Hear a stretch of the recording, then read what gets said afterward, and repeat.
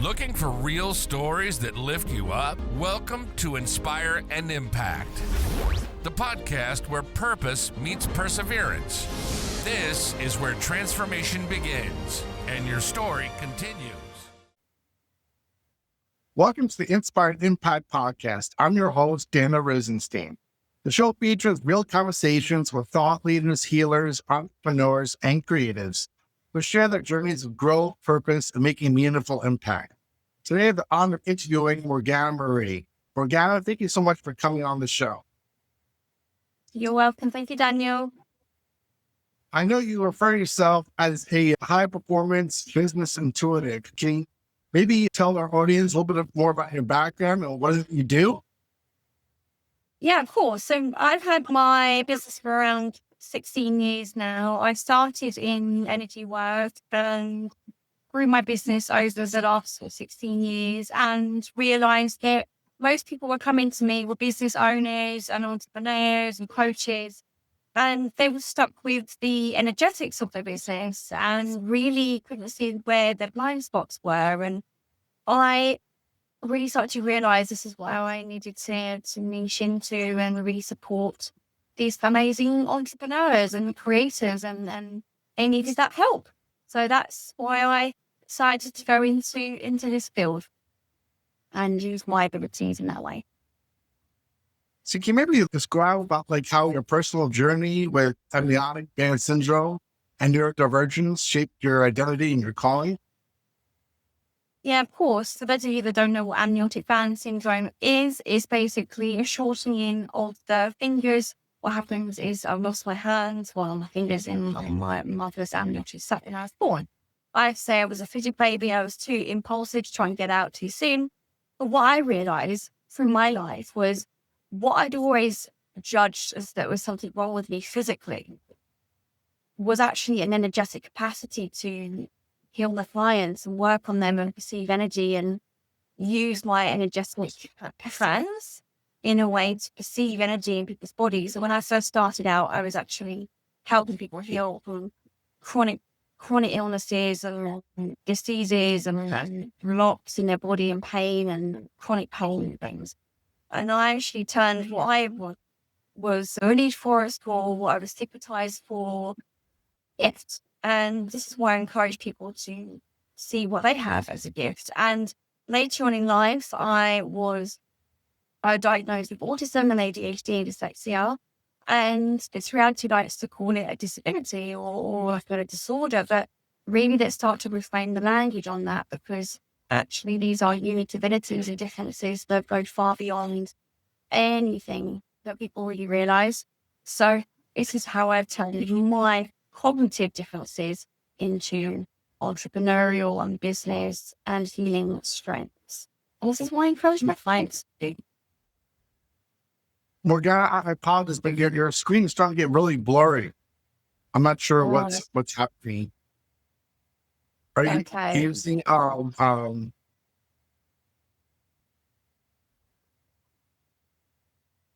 It says on here the actual recording is high quality. or high quality? Okay, I just wanted to make sure because I just want to make sure it comes out well, Yeah. because on my end it looks really kind of blurry and it's hard to see you. Okay. But Yeah, it says on here the actual recording is high quality. I think it's just wireless recording. I have used Riverside before. It's been like this before, but it's always turned out okay. Okay, I'll check it. After it's done, I'll confer with you. That's the case. Sure. Sorry, we can drop. I just wanted to bring that out because Yeah, no I worries. want you to be the best. Yeah, exactly. I don't want it to be too blurry and people can't see you, and then people, they don't want to watch the interview. Yeah, no, I appreciate that. Thank you. Okay, so you can tell us, what was the moment you realized you felt maybe too weird or different that could actually be your superpower? I really started to embrace my difference as a superpower only over the last few years.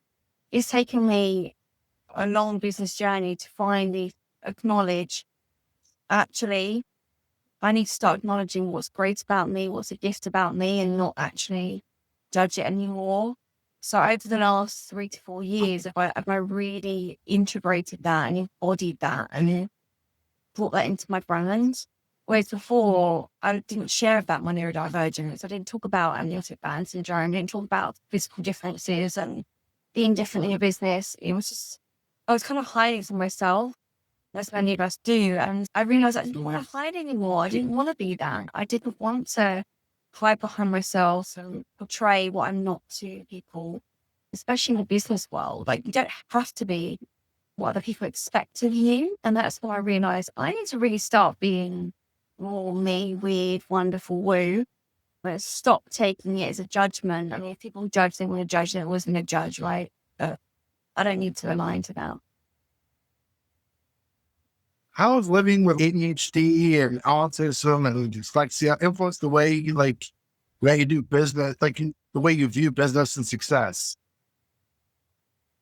Yeah, so the way I view business success is wildly different to someone that's a bit more logical. They might be more intellectual. They use different aspects of the brain than I do. I use far beyond those aspects of my brain. For me, success is really working with people who inspire me. I was thinking about this earlier more. People who inspire me, people who are deeply purpose-driven. They are creatively phenomenal. They are magical. They are so unique in their own ways. And for me, to work with clients like that and support them to their own journey of business success is my success. Yeah, that's what I care about. People who really are unique. They've got something unique to offer people. They want to make a difference. They want to make an impact. And that's what I care about. That's success to me. How do you see neurodivergence? Like, how do you define, and how do you wish other people will see people who are neurodivergent? Well, I wish people would look at people who are different, and instead of going straight to judgment, oh, there's something wrong with them, they've got mental health problems, and outcasting them, I really educate and inspire people to acknowledge the difference as an ability, and to maybe they communicate differently, and they require a different approach. They require a completely different language of communication, and they require acceptance and acknowledgement. And it's only when you can do that, then you can, I feel, really have more of an inclusive world, rather than the world of separation and segregation and bullying and all the unnecessary stuff that happens. And it comes from a lot of ignorance, and also it comes from a lot of people just don't understand either as well. It's not like judging them, or people don't really realize what's really going on in someone's world until they really understand how different people function. You can't put people who are neurodivergent in a box at all. Like, the way that I function as autistic is going to be completely different to the way someone else functions as autistic. So you can't really even define it. So can you explain, how do you help people create businesses that feel like them? And what does that actually mean? Yeah, so how does it feel to be you? When you're being you, you're truly feeling alive, you're feeling energized. It's the opposite of burnout, feeling drained, having no creative energy, and cutting yourself off in the process of business, sacrificing yourself, comparing yourself. This is the opposite. Is you feel alive, you feel inspired, you're confident as you are, you can show up, go to a networking meeting, be proud of who you are, talk about who you are, share your business with integrity, authenticity and confidence, without fearing people judging you or discriminating against you or outcasting you. People might have that, but you also may be loved and you may be accepted and acknowledged. And this is how I coach my clients, not just sort of being them or being authentic, but actually how to charge your worth, how to charge your value, how to speak with your authentic voice. I also do photography, so I capture my clients' energy, how to portray yourself in the online and offline space. So when people look at your image, they really feel your energy. They feel who you are. They know what you're about. they get a sense. And that is how I help my clients to build that. So it's not just clearing blocks and clearing limiting beliefs to really help you become who you are, because you don't need to be fixed. You just need to become who you are again and remember who you are. But it's also about embodying that and being that all the time, not just in certain situations, but all the time. But that sounds really amazing. I mean, what are some of the common traps or common shortcomings that people who are neurodivergent and entrepreneurs usually face when like starting to create like a business? Okay, so we have the procrastination paralysis, which often comes from a place of having so many incredible ideas and not knowing what one to start with. And that's not wrong, but it's just, hey, well, when is it just you started? Is it now? Is it next month? Is it 6 months' time? So this one is a big problem. You can turn that into, a timeline of creation. Another one is people pleasing and feeling, oh my God, if I take my own path and do my purpose and go ahead with my business, what are people going to think of me? Is this feeling of being abandoned and being alone and feeling so isolated, and that you don't have to feel that. You can create a tribe, you can create a community. That's why I've created networking for nerds. So it's a community for neurodivergent and highly inspiring people to be part of the community, because don't do it on your own. And many emotional blocks and charging your value, charging your worth, what are you doing, what are you great at? A lot of people don't really acknowledge what they're great at because they take it so for granted what they're great at, but they don't even know how to charge for that. So that's something I really help people see the value of what they bring and who they are and what they can charge for and receive. And receiving is another one. A lot of my clients don't know how to receive. And I teach them how to receive, because it's never really a money problem with business. It's a receiving problem. So, yeah, these are just some areas. So what does like fully booked with aligned clients look like in your world? And how do you like help like your clients get there? So I have a client. So there's 4 steps. So number 1, is who are you? So we need to remember and unlearn all those limiting beliefs, all those points of views that you have, where you simply have to be you. Unlearn that so we can remember who you are and then claim your energy back. So that's number 1. Number 2 is, so what asset do you bring to others? So the asset, so turning your abilities to assets. So what abilities can you bring to people? And how do we shift that into the asset that people are looking for? So that's number 2. Number 3 is your presence in the world. So how are you present? How are you showing up? How are you expressing yourself to your clients? Because if your message is misaligned and your brand is misaligned and the energy that you're putting out there is all in misalignment, it's going to be really hard to attract your aligned client, and you'll find that you'll attract people that just don't pay on time, or don't ever pay, or they might pay and not pay and mess you around. So we had to work through that. And also boundaries. I was going to say boundaries is a big part of what I do, is business boundaries. And number 4 really is continuity. It's continuity of your business. It's that consistency and that continuity of continuing to do that beyond the work that we do together. And that's fully booked. That's what fully booked feels and looks like. And it's attracting clients who actually generate energy for you. They, instead of draining you and you feeling absolutely exhausted after you worked with your client, you feel so energized. You feel like you can do so much more. And you're working with clients who really value you. And they're willing to pay beyond money. You can receive beyond their money.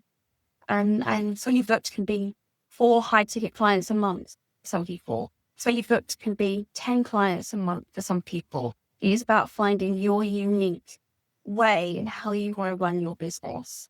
And that's unique to every individual that I work with. So what inspired you to create the networking for nerds? And how, can you maybe explain how is it different than other types of networking out there? Because there's always other networking groups out there. Yeah, and I was actually on the networking group yesterday, and I thought, okay, this is great. We'll do this one, and this looks really interesting. But not once did anyone get a chance to share something about them or a bit about why they were there. And I thought, wow, what a waste of time. They've just showed up for an hour and then they've lost an hour of the day. So what makes this different is we give everyone a chance to speak. We give everyone a chance to be seen, to be heard, to share something. This is not about what we do really as such, like we hold a space, but what makes this network work is the community, the people that contribute, the people that want to share, the people that have something to offer, the people that want to speak. We facilitate creativity sessions. So instead of pitching like other networking groups, we are ditching that pitch and we are inspiring your business owners to be creative with their business and demonstrate being creative with your business. Like, for example, about your business, like how would you describe your business to someone who can't hear you? How would you describe your business to someone who can't see? Or, so getting people to understand that there's other ways of communicating your business. So we really break outside molds and break outside the box when you're just pitching and really get deeper. And it's an hour long and it's a place to expand your creativity and connect, really like-minded people. Even people who don't have businesses come to this network because they just want that inspiration, that energy, that motivation. And it's energizing. So I think that's what makes us different. And we're doing it together. Me and my partner do it together. So it's this diversity, and we both have different backgrounds, we've both different ages, we've both got different experiences and perspectives. Can you explain, how do you blend energy healing with the practical, business strategies, in your work? Yeah. So how does that work? So how does energy healing with business? So your business, everyone's business has a consciousness of its own. What we have the ability to do is tap into that consciousness, that energy of your business. And we can start to use the energy of your business create greater. And intuitively, what I do is I connect into that business to see where there's any energy leaks or any knocks and myths or any projected points of views about the business that are limiting that business from expanding. And we do this energetically and intuitively. And I work directly with the decision maker, manager, or the owner of the company. And we shift so fast. It doesn't take hours and hours and hours. We shift these bodies fast. And this is how you can understand where your business wants to go, because your business can speak for itself. It has a consciousness. It will give you energetic feedback. And we're able to take a distance and a detachment from the business, because what happens so much with businesses is we get so emotionally attached to our business and create so much significance with our business that actually what we cause is contraction. And this is what leads to stagnation and so many stop-starts in businesses. So this is how we work. It's not cognitive. It's not logical. It is purely energetic. And there are tools that I give my clients to ask their business, to ask themselves, which will start to get the ball rolling and start to help you tap into your subconscious mind, start, creating possibilities. Can you kind of walk us through your conscious success method?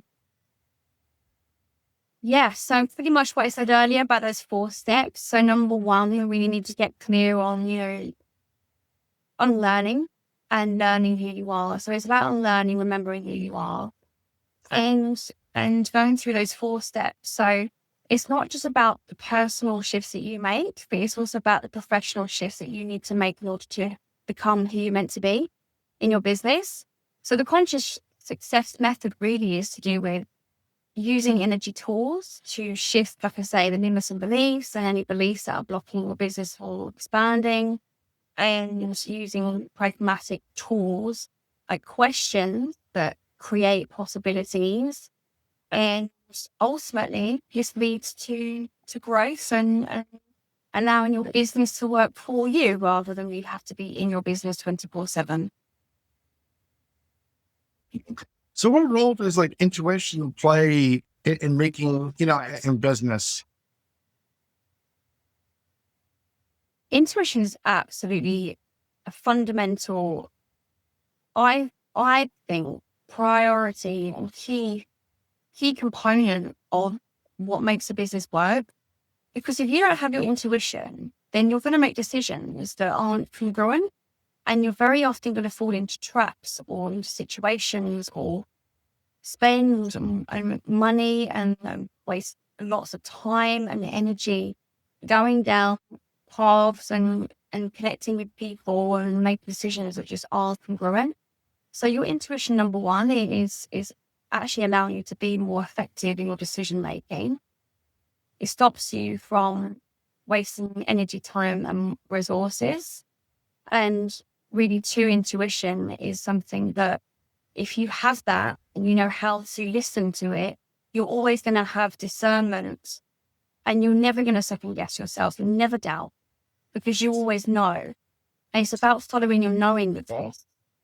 So if you're going into a business meeting with someone that wants to invest in your company, or you want to invest in, then you know how to use your intuition to get the most effective result, which is so time saving. It will save you years and years of mistakes. I don't really believe in mistakes, but because, everything happens for a reason, you learn things, but you can actually cut out a lot of wasted time where you could be spending that time, energy, and resources on things that are important to you, like your family or going away on holiday and your health and the things that also matter. So what are some of the strengths neurodivergent people bring to business that often get unrecognized? Other people don't usually notice. Yeah. So those who have ADHD, I always say, instead of attention deficit hyperactivity disorder, which is so disempowering, how about attention dialed into high dimension? We're tuned in. We're tuned into high dimensions. We have the ability to channel information and higher intelligence, which is an amazing business asset, because we have the ability to be able to tune into the energetics and the business from a more divine perspective. So you're going beyond just what the brain can comprehend, and that's just phenomenal. Those who have autism have incredible perception and psychic abilities, or intuition, if you want to call it that, and also sensitivity. So the ability to be able to be empathetic and connect with their clients on a deep level like no one else can. Those who are dyslexic have incredible creative abilities. They're able to see an image and capture it there and then without having to think about it or do it in a technical way. They just able to see it and it's creative, and they can just do it without having to go and do years worth of training. So these are just some assets, I would say, that neurodivergent people bring, which is just phenomenal. I like that your new way of changing the acronym for ADD. Hell yes. Yeah. I love it. Always reframing these labels. That's wonderful. So I know that you use all these modalities like access bars. How does that help entrepreneur? Access bars is amazing. So this actually can only be done in person. So this is more for going into someone's workplace, or you can do it one-to-one with a client. So the way in which it works is there's certain points on the brain, or on the like energy centers on the brain, on the skull, the brain really. And then once you touch these points, there's 32 points on the head. And we run the sequence through. We're actually clearing. It's the same as other intuitive methods, really, but it's just more effective and faster, I would say. We're clearing all the limiting points of views that you have about money, about creativity, about business, and we're doing it fast. It doesn't have to take years and years to change anything, when you can just run bars on the client and they will instantly start feeling lighter. It's like pressing the delete button on your computer and starting again. And you release all that mental clutter, that confusion, that brain fog, and everything that just takes up energetic weight and density in your head, which makes business hard or life hard. And we run these energies, and it's done by laying down. The client will lay down and you just receive. You don't have to say anything. You don't have to do anything. You just receive. In your opinion, how can companies create more inclusive environment for, people who are neurodivergent like workers? Yeah, so how can companies create this? I would say it's ongoing awareness. It's awareness, because awareness is key. If you're not aware that your employees are neurodivergent, because a lot of them often won't disclose that they are until they get a job. And then what happens is they can't mask anymore. All autistic and ADHD people kind of mask this because they're scared of losing the job or not getting the job and not being in, things like this. So what happens is this conflict and team dynamics can be challenging, and productivity is minimized. So what leaders can do and what managers can do is support all of their staff, not just neurodivergent people, but all of their staff, to better understand neurodiversity and the signs of someone who is autistic or ADHD, because it is subtle and you can understand if you don't fully know. And empower those people to bring it out and empower people to talk about it, empower people to acknowledge it. And then you have more of an inclusive workplace. And stigmatization needs to be eradicated. And unfortunately, there's still a lot of that going on in organizations because neurodivergent people are seen as a risk. I actually say it's more of a risk not to have neurodivergent people. So what is There is training and awareness. Is there any myths about neurodiversity you like to bust right now? Yeah, people with autism have mental health disorders. Yeah, I agree they might have mental health challenges, but not everyone with autism has mental health disorders. And if they do, then shouldn't we best be supporting them with a solution rather than, doing them a pill? So that I would say, educate, not medicate, 100%. I would also say, let's bust the myth on ADHD being people that are distracted and people who they can't get work done, they're not effective, and actually they are highly effective people. If you give someone with ADHD multiple screens and you give them a deadline, they will get that done within short, fast burst of time quicker than someone who is ultimately neurotypical, who could take hours and hours and hours and be that task. So I'd like to also bust that myth too. ADHD people are not effective, or they're not, they're not fast, because they are super fast. And they're not just fast at what they do, they are efficient. They will do the job properly. So in your talks, when you work with leaders to, on issues related to empathy, what are some of the first steps leaders can take? They do take it. They do need to understand that, okay, you're going to get more out of your staff when you're more empathetic with your employees or your leaders, because there's, neurodivergent leaders as well. If you have such a thing as empathy in the workplace more than sympathy, empathy actually empowers employees. And they don't realize, they think that empathy is kind of wasted time, and having empathy, you don't have time to be empathetic. We'll create the time, because when you're empathetic to your employees, then you actually get more out of them and they will stay rather than them wanting to leave because they don't feel seen, heard, or understood, or acknowledged. So it's shifting perspectives in the leader's mind about what they think is the case, and actually getting them to see this different perspective and realize that actually having more empathy, having more understanding, having awareness is actually one of the greatest things you can do to save your company and expand your company. And it's worth that investment. So how do you define conscious high performance, and why is that important? So conscious high performance is really key and important in any organization, because when you bring consciousness to an organization, people are more self-aware.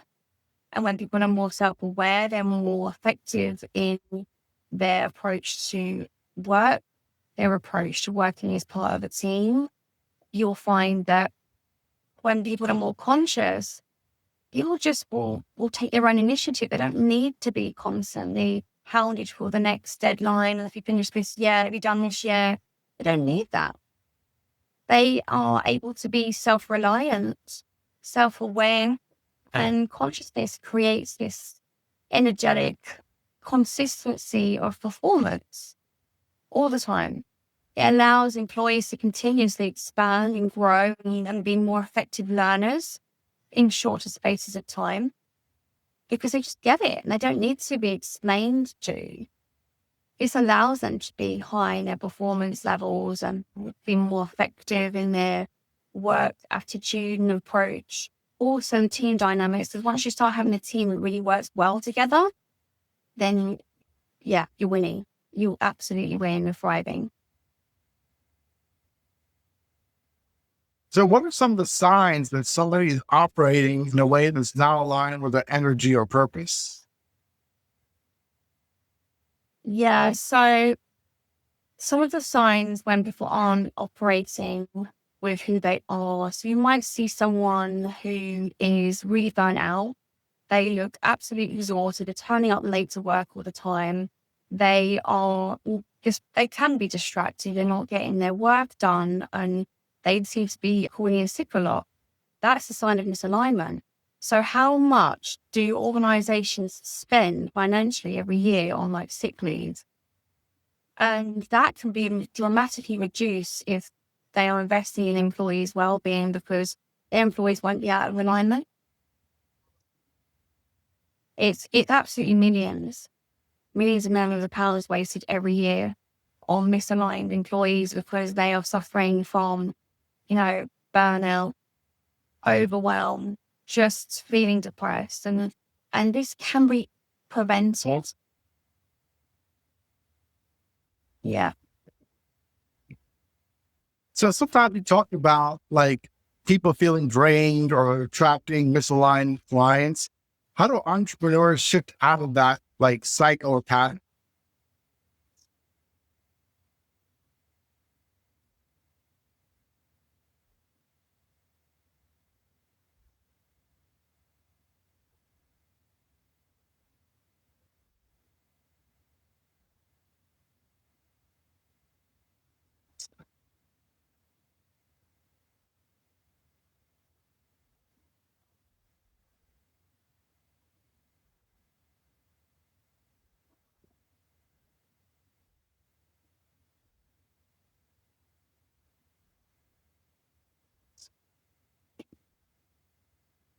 Morgana, are you there?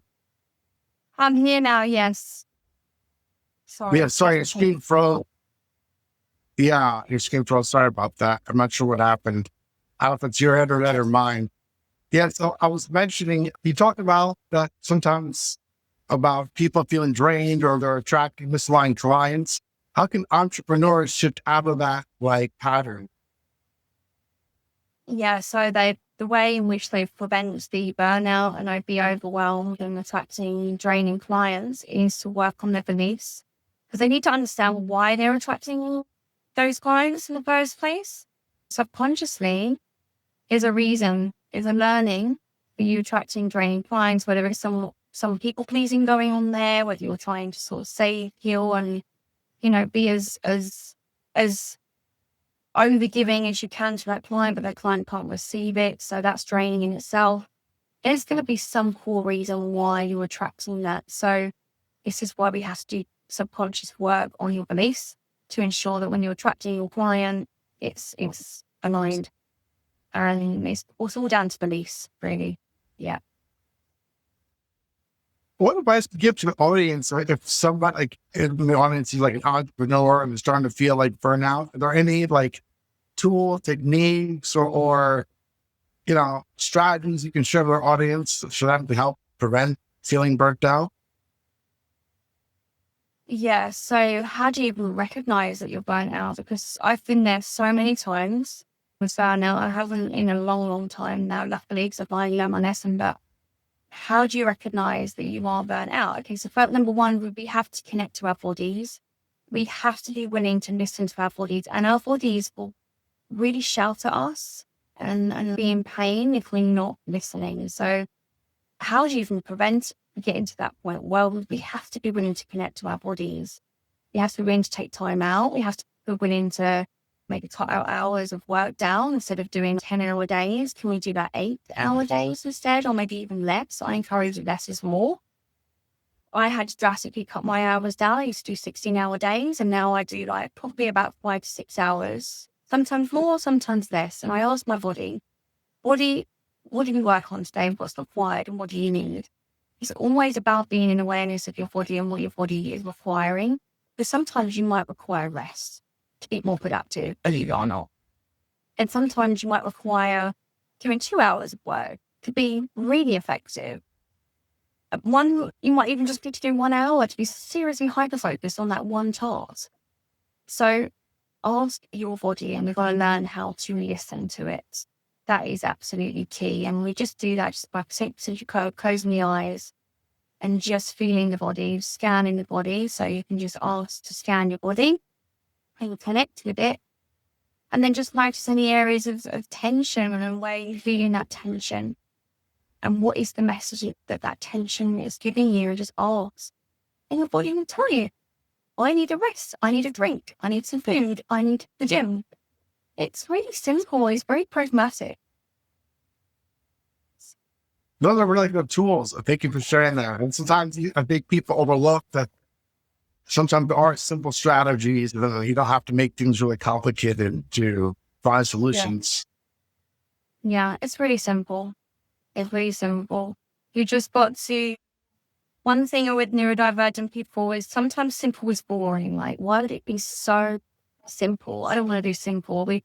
There's a belief, that you have to work really, really hard to achieve all these results. And, and it has to be hard work. And you have to go through grind and to get to this amazing result. And it's just not true.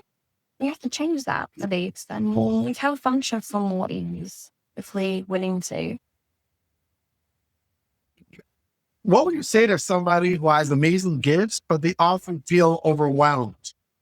And, it shuts them down. They can't do anything because they just feel overwhelmed a lot. Yeah, I know that one. I've been there many times. Okay, acknowledge what's making you overwhelmed. What are you overwhelmed with? Because you want to be willing to ask the question, what am I actually overwhelmed with here? And you have no awareness of what you're actually overwhelmed by. Is the first step to actually changing that. So is it overwhelmed because of just some noise, so much noise, or you constantly can't think straight? And why can't you think straight? What is causing that? Again, it's like digging deeper into your own psyche and then you're willing to ask the question. It's like when did this start? You've got to be willing to ask the question, when did this start? When was the first time I felt this? And you start getting this awareness and you start realizing you actually do have choice. You don't need to choose overwhelm. And you do have a choice and you can get yourself out of it. What advice would you give to somebody who maybe feel like they're too sensitive to, be an entrepreneur or start their own business? Yeah. Sensitivity levels. Well, you have to find your way of doing business. So I work with a lot of women who are highly sensitive and men as well. What affects women a lot of the time is their autism and the menstrual cycle. So we go through this whole month. So you've got really peak times where you're going to be at your peak performance. And you're going to have 2 weeks in that month where you're absolutely needing more rest. You're going to probably be able to do a little bit less and your body needs a bit more better nutrition and things. So you've got to be more aware of yourself and find your way of creating. So when are you most at your peak and when are you most kind of needing that rest? And that is something I do help my clients to sort of get awareness around so they're functioning more effectively But yeah, there's always a solution. There's always a way of really understanding what your body needs, what you need, and how you want to function in your business. And how someone else is doing business is not your way of doing business. So I'm not this business coach who says, oh, I'll do it X, Y, Z result and then get X, Y, Z result. I say what I do, but it can go beyond that. And you've got to find your way and what flows and what works for you. And there's no right or wrong. Now that you work with a lot of different clients, what is common mindset shifts do you see that a lot of people need to make in order to become successful or be their true selves? We have to move from, firstly, employee mindset to entrepreneurial mindset. It's a very, very different shift. Employee mindset is I get paid on this time of the month, and go to a drinking on Friday night and smash our money and then come back on Monday and we're feeling exhausted and brain for start the work all over again and do that week. And as an entrepreneur, if anything, you have to look after yourself a hell of a lot more, your health a lot more. And I would say being more self-aware of your functioning and what choices you're making, because your business does require you, but sometimes it doesn't require you. And if you do need support, you do need to learn how to delegate. A lot of my clients struggle with delegation because, a lot of them are control and you're thinking no one else can do it like me. You've got to be willing to change that mindset, because someone out there, what if there is someone out there that can do it better than you? And how much of that is a generative contribution to your business? Because you can focus on your genius, what you're great at. That's massive, that one. So you're focused a lot on helping people step into their brilliance or their genius. What does that look like in actual practice? Yeah, so for example, I'm working with a photographer at the moment, and he's just come out with full-time employment, and he's basically transitioning to creating a full-time photography and coaching business together.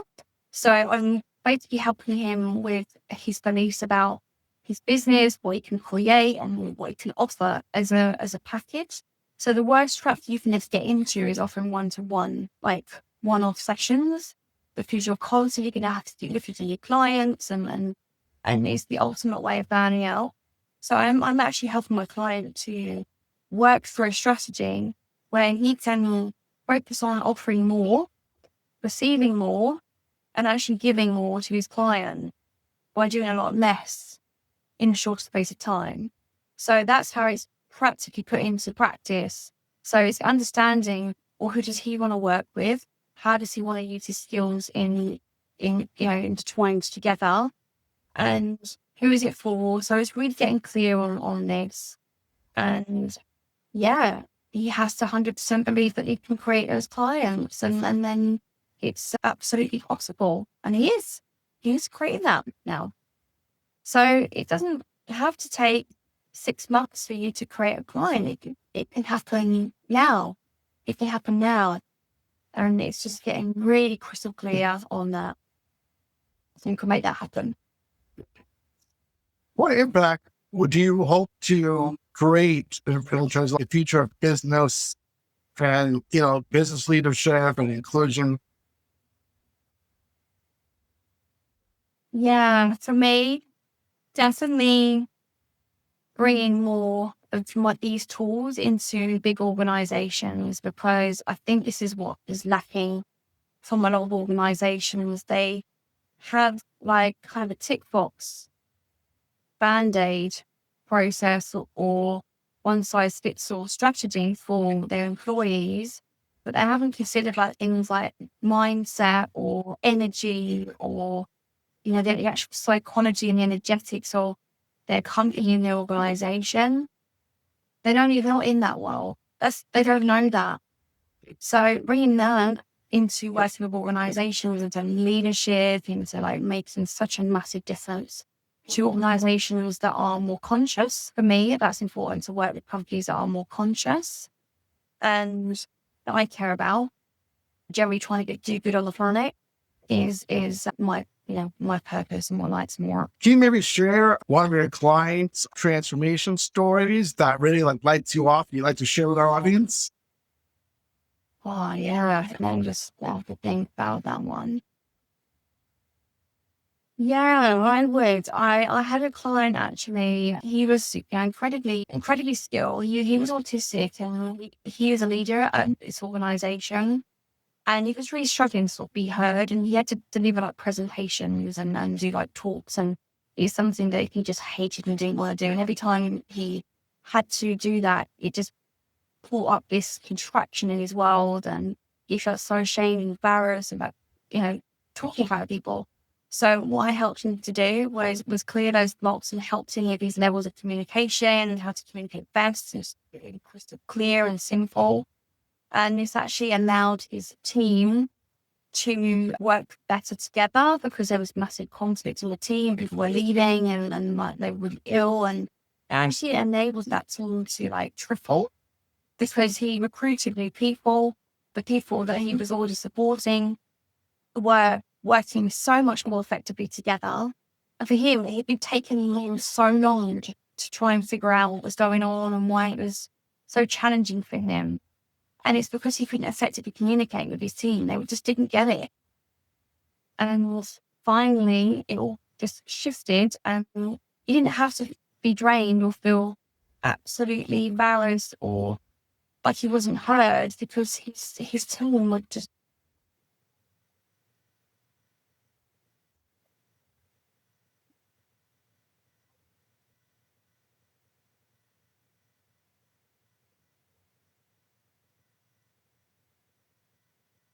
The helping his leadership.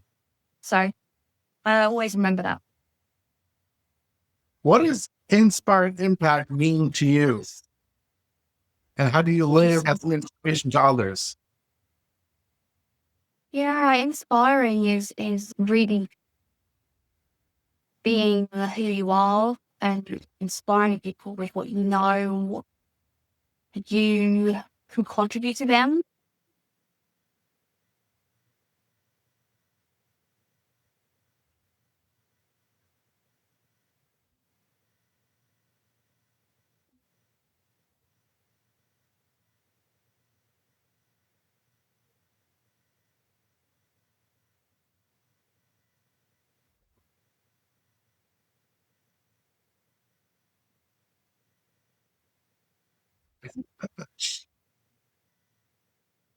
So if somebody had a question about today's interview or interested in working with you, what are the best ways to reach out to you?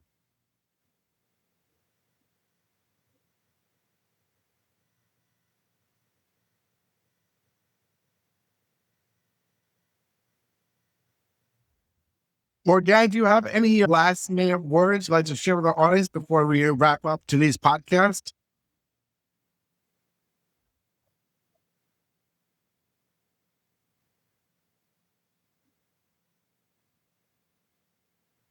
Well, thank you so much, Morgana, for coming on the show. I really enjoy listening to you. I mean, I think you are such an incredible story and inspiration to others.